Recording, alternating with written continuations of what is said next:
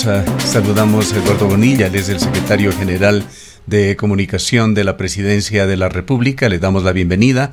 Quisiéramos comenzar este diálogo conociendo el punto de vista del gobierno con respecto a la ley de comunicación. Se enviaron reformas a esta ley que se la llamó de libertad de expresión y de comunicación, pero como habíamos señalado en la introducción, hay propuestas alternativas que se las está también considerando y conociendo en la Asamblea. Bienvenido, señor Bonilla. Muy buenos días, Gustavo. Un saludo a todos los radioescuchas de Antena 1. Gracias por la invitación. Bueno, estaba escuchando un poco lo que mencionaba al principio como noticia. Creo que es importante mencionar que la Ley Orgánica de Libre Expresión y Comunicación presentada por el presidente Guillermo Lasso en la primera semana de gobierno constituye un compromiso irrestricto con la libertad de expresión, que es un derecho humano. Y de hecho esta ley recoge todas las recomendaciones de organismos internacionales de derechos humanos para poder de alguna forma revertir este pasado de persecuciones que vivimos durante muchos años, en la cual los gobiernos anteriores utilizaban estos organismos entre comillas de regulación y control para perseguir periodistas, para infundir miedo en los ciudadanos. Yo creo que la libertad de expresión es un derecho humano, es algo incuestionable, y por tanto, si queremos tener una democracia, una calidad de democracia sólida, tenemos que reforzar ese derecho que en estos últimos años ha sido de alguna forma lacerado. Ahora, sí creo que es importante mencionar que esta ley tiene algunas innovaciones y constituye un cambio de rumbo total en lo que respecta a lo que estábamos acostumbrados a las leyes, a la ley actual, la ley Mordaza, como se la llamó a la ley de comunicación. Y básicamente esta ley busca garantizar la libertad de expresión desde la promoción, desde la responsabilidad, desde el involucramiento de la sociedad en el sistema de comunicación, a diferencia de la ley actual, que busca garantizar la libertad de expresión a través de la regulación y del control. Un eje transversal en el proyecto del gobierno, entendemos, era la disminución de las regulaciones. Incluso se le entendía como un proyecto que hacía un llamado a los medios de comunicación a una autorregulación. Esto levantó, por supuesto, críticas en el país, desde críticas extremas de aquellos que estuvieron contentos con el tratamiento que se dio a los medios de comunicación durante el correísmo, pero otras también un poco más centradas, diríamos, que ponían en duda la capacidad de los medios ecuatorianos de autorregularse. Justamente allí vino un escándalo en un canal público, en TC Televisión, con lo que hicieron periodistas de La Posta y que abrieron este debate. ¿Qué es lo que dice el proyecto del gobierno? ¿Qué propone en esencia en cuanto a la regulación de del trabajo periodístico, de la divulgación de información y noticias en los medios de comunicación del país, en ese aspecto fundamental que es la responsabilidad? Bueno, en ese sentido, la autorregulación implica precisamente que sean los ciudadanos, conjuntamente con los medios de comunicación y todos los involucrados en un sistema nacional de comunicación, que participen y alcen su voz y asuman la responsabilidad de lo que se dice en los medios de comunicación. Recordemos que la libertad es la contracara de la responsabilidad. No se puede hablar de libertad sin responsabilidad. Y obviamente la idea de que los ciudadanos puedan alzar su voz, de que los medios de comunicación puedan apelar a sus códigos de ética, a sus códigos deontológicos, a la ética de la misma profesión, para de alguna forma autorregularse. Y obviamente los ciudadanos tienen todos los mecanismos del Estado de Derecho, reclamaciones vía civil para poder reclamar en caso de que se sientan afectados. Creo que este sistema de alguna forma devuelve la responsabilidad a los ciudadanos de decidir lo que es veraz, lo que es objetivo, lo que debe ser informado de forma oportuna, y dejemos ese pasado donde estamos acostumbrados a pedirle al papá Estado que nos diga cuál es la verdad, qué es lo veraz, qué es lo oportuno. Y eso ya lo vivimos y se convirtió en un sistema de persecución. Darle la potestad a un gobierno, no a cualquiera, a cualquier gobierno, darle la potestad de poder controlar lo que se dice o lo que se considera veraz o lo que se considera objetivo, es muy peligroso para la democracia y constituye una tentación perenne para que venga cualquier gobierno y pueda volver a cometer las persecuciones o los actos que se dieron en gobiernos anteriores. Yo creo que este sistema de autorregulación, que tiene 3 componentes, y lo explico, la gente piensa que la autorregulación es simplemente libertinaje, y eso es un error. La libertad tiene una contraparte de la responsabilidad. Uno es libre de decir lo que quiera, o de hacer lo que quiera, pero obviamente su libertad comienza donde termina la de los demás, y obviamente en este sentido los ciudadanos tenemos que entender que nosotros tenemos que volvernos responsables de lo que sucede con lo que decimos o con lo que hacemos. Y en este sistema de autorregulación existen 3 componentes fundamentales. El primero es que los medios de comunicación se autorregulan apelando a sus códigos de ética y códigos deontológicos. Usted mencionó justamente un caso que sucedió en un medio privado incautado hace algunas semanas, y precisamente ahí funcionó un sistema en donde los ciudadanos levantaron su voz, no solo en redes sociales, sino a través de medios de comunicación, y el canal decidió apelar a su código de ética y los periodistas decidieron hacerse un lado, ya que ese código de ética no se apegaba a la forma en que ellos presentaban las noticias. Ahí tiene usted un ejemplo de cómo un canal y de cómo una sociedad participa en un modelo de autorregulación. El segundo componente es el derecho a la réplica, que se mantiene en la ley, también observado por las recomendaciones de organismos internacionales sobre derechos humanos. Es decir, si usted siente que necesita también dar su opinión en un espacio en el que algún periodista se ha manifestado, usted tiene derecho a pedir el mismo espacio para poder dar su opinión. Lo que no puede hacer es pedir a otra persona que cambie de opinión, es decir, que rectifique. Una cosa es que usted me dé espacio para que yo dé mi opinión, y otra cosa es que yo lo obligue mediante ley a que usted cambie de opinión. Eso ya lo vivimos, y teníamos una autoridad de control que prácticamente le daba las noticias escritas para que sean publicadas de forma obligatoria al día siguiente por el medio, de acuerdo a los intereses del gobierno de turno.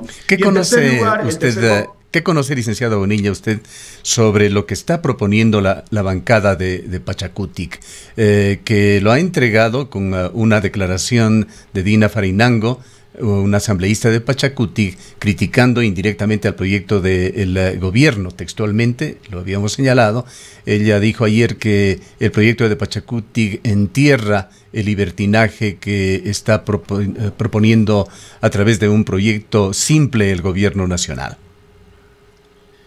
No he tenido la oportunidad de leer el proyecto, sin embargo, solamente con el hecho de las declaraciones se ve que tampoco ha leído el proyecto del Ejecutivo, la asambleísta que usted menciona, porque obviamente en ningún momento se desconoce la responsabilidad de un sistema de comunicación en el cual hay responsabilidad ulterior. Existen muchos mecanismos para que los ciudadanos puedan reclamar, mecanismos civiles de reclamación, porque una innovación importante es que la calumnia ya no va a ser considerada un delito penal, sino un delito civil. Y eso implica pues que nadie se va a ir preso por dar una opinión. Mire, la libertad en general, no solo la libertad de expresión, es temida por muchas personas porque implica, como le digo, asumir responsabilidad. No necesitamos que en este caso, para ejercer nuestra libertad de expresión, exista un gobierno, existe una autoridad, existe un organismo de control que responde a los intereses de la política del gobierno de turno para que nos diga qué es la verdad o qué es lo que debemos consumir como información. Eso es muy peligroso y eso ha llevado al Ecuador a juicios internacionales en donde periodistas obviamente han presentado las demandas y las observaciones, más allá de las indemnizaciones y las demandas, las observaciones son precisamente que para poder garantizar un sistema de libertad de expresión tenemos que involucrar a la sociedad, tenemos que devolver la responsabilidad a los ciudadanos y no entregarle esa responsabilidad al papá Estado, que ya sabemos lo que hace cuando tiene la potestad de controlar y de regular. Y cuidado, también caemos en el hecho de que el otro reguló mal, entonces yo sí te voy a decir cuál es la verdad. Eso es un atentado contra la libertad de expresión y constituye un peligro permanente para que un gobierno pueda hacerse con estos organismos de control para perseguir. Licenciado Bonilla. Bonilla. Exactamente de qué se trata el proyecto que van a presentar, pero en tal caso se puede presentar, no hay problema. Otro de los pilares para que se pueda ejercer un periodismo libre y adecuado en el mundo es el de la independencia de los medios de comunicación, que lo vimos también trastabillar en los últimos años. Hubo medios incautados que se convirtieron en medios públicos, más que públicos, ya en la práctica en medios gubernamentales, políticamente gubernamentales, medios con cancha inclinada, incentivados por una amplia publicidad oficial, cuando el decálogo de Chapultepec, por ejemplo, habla de este tema, de que no se debe utilizar por parte de los gobiernos la publicidad ni para incentivar o para castigar a los medios de comunicación. Vimos otros medios acosados por ejercer la independencia y criticar con libertad a los gobiernos. ¿Qué es lo que aporta el proyecto del gobierno en este tema de independencia de los medios de comunicación? Bueno, este proyecto de ley está plagado de artículos que garantizan el ejercicio de la profesión de los comunicadores. Por ejemplo, está prohibida la censura previa, es decir, nadie le puede a usted revisar las noticias antes de que salgan. Eso constituiría pues un atentado a la libertad de expresión. Se va a garantizar la reserva de la fuente, es decir, que el periodismo de investigación va a tener libertad para poder investigar y no van a tener que revelar su fuente. Asimismo, pues se garantiza que los periodistas van a poder ejercer su libertad de expresión sin estar sujetos pues a una autoridad que les infunda miedo o los intente sancionar por emitir una opinión diferente. Se ratifica el derecho a la réplica, se elimina el, entre comillas, derecho a la rectificación, porque como le mencionaba previamente, no podemos obligar a alguien a cambiar de opinión, peor a través de la fuerza del Estado, y eso se convertía pues en un instrumento para que los gobiernos o el gobierno de turno diera literal escrita la noticia o el titular, y el medio estaba obligado a cumplirlo so pena de multas. Es decir, como lo mencionaba, la calumnia no va a ser considerada un delito penal, sino solamente un delito civil, y constituye pues también un mecanismo a través del cual los ciudadanos pueden defenderse de algo que consideran injusto. Lo que no puede pasar es que existe el peligro o la puerta abierta de que alguien diga una opinión contraria al gobierno y el gobierno decida meter presa a esta persona por dar su opinión. Antes de transitar a otro tema, licenciado Bonilla, quisiera también preguntarle si es que conoce sobre la propuesta de la Asociación Ecuatoriana de Radiodifusión. Se la está socializando. Personalmente tampoco la conocemos, pero entendemos que tendrá una propuesta desde la visión de los medios que utilizan el espectro radioeléctrico, radio y televisión. Y quisiera también que nos cuente cómo está concibiendo el gobierno este delicado tema de concentración de medios de comunicación, que no ha podido ser resuelto en Ecuador.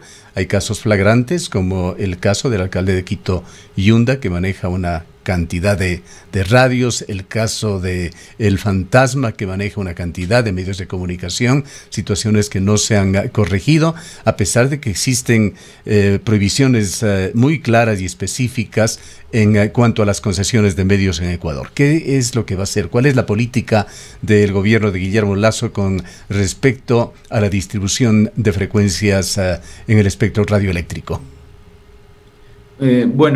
Es importante, excelente pregunta, porque aquí se despejan muchas dudas que algunos sectores de la sociedad tienen. El proyecto de ley presentado por el Ejecutivo busca enfocarse en el tema de libertad de expresión. Era prioritario, era fundamental presentar un proyecto de ley, como le decía, que cambie el enfoque de control y de regulación de la libertad de expresión que tiene la ley actual. Eso regula los artículos o modifica, reemplaza los artículos del 1 al 71, 72, y de ahí en adelante, del 70 y pico en adelante, se codifica en una nueva ley que se llama Ley de Publicidad, Producción Nacional y Espectro Radioeléctrico. Eso no ha sido tocado en el proyecto, perdón, en la ley actual. Esos artículos se mantienen, la conformación de los medios comunitarios y la repartición del espectro radioeléctrico se mantiene. Eso posteriormente puede seguir el debate en la sociedad, pero la idea, como le digo, era enfocarnos en la libertad de expresión, y esta ley pretende reemplazar esos primeros 70 artículos que tiene la ley actual, y el resto se mantiene. Por ejemplo, en los artículos que se mantienen está todo lo que tiene que ver con la promoción de la producción nacional para artistas nacionales, para productoras nacionales que puedan promover su arte y obviamente también la cultura. Entonces, algunas personas y algunos actores de la sociedad han criticado que la ley de comunicación, la nueva ley orgánica de libre expresión y comunicación, no tiene elementos de espectro radioeléctrico de publicidad, y no lo tiene porque esos artículos se agrupan en una nueva ley que cambia de nombre, y esta ley de libre expresión y comunicación reemplaza solamente los artículos que tienen que ver con la libertad de expresión. Bien, quisiéramos, en honor al tiempo, transitar a otro tema, licenciado Bonilla. Acaban de escuchar los oyentes de este medio de comunicación declaraciones del doctor Santiago Carrasco, el expresidente de la Federación Médica Ecuatoriana. Tratábamos sobre el plan de vacunación 900, que dicho sea de paso, la próxima semana se cumplirán los 100 días de gobierno y los 100 días de este reto que autoimpuso el gobierno de Guillermo Lasso. En términos generales, hay un gran reconocimiento por el esfuerzo que se ha hecho en el tema de vacunación en el país, eso es indiscutible, pero la crítica del doctor Santiago Carrasco, crítica que la entendemos bien intencionada, se resume en un llamado que él ha hecho al gobierno de que dé un tratamiento menos político y más técnico al tema de la salud en general y en particular al de la vacunación. Él señala que hay problemas de una excesiva morbilidad en el país, de descuidos en otras áreas de la salud, mientras avanza ciertamente el plan de vacunación, pero también señala que se están inflando un tanto las cifras, que el éxito en cuanto a porcentaje de población vacunada no es tan real. Él señalaba que está en un 36, un 37% del total de la población ecuatoriana la cifra real de vacunación. Quisiéramos conocer su punto de vista sobre este tema.